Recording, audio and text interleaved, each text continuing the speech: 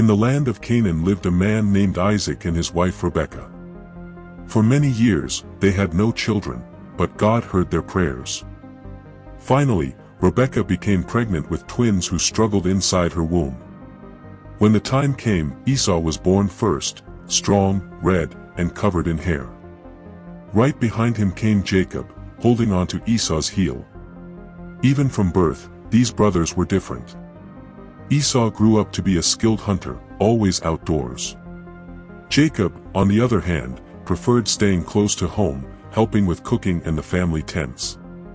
Isaac loved Esau because he brought home tasty meat, but Rebekah loved Jacob deeply. One day, Esau came home from the fields exhausted and starving. He smelled Jacob's stew and groaned, "Jacob, I'm so hungry. Give me some of that red stew."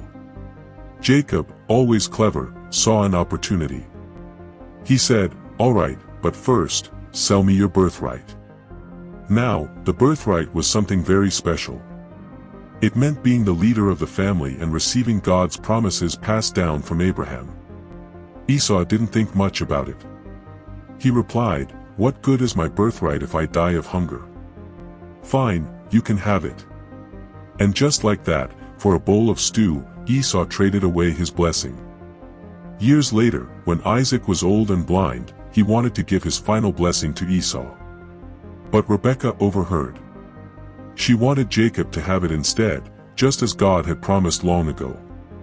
So, while Esau went hunting, Rebekah helped Jacob dress in Esau's clothes and cover his hands with goat fur so he'd feel hairy like his brother.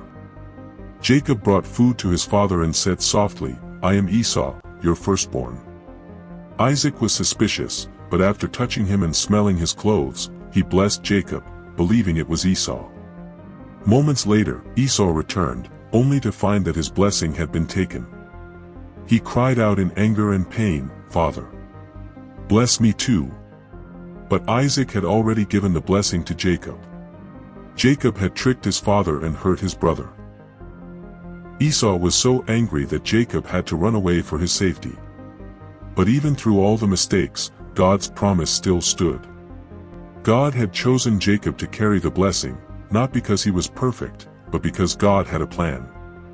This story reminds us that God's plans can't be stopped by human flaws or failures. We all make mistakes, but God can still work through us to fulfill His purpose. Type Amen if you believe.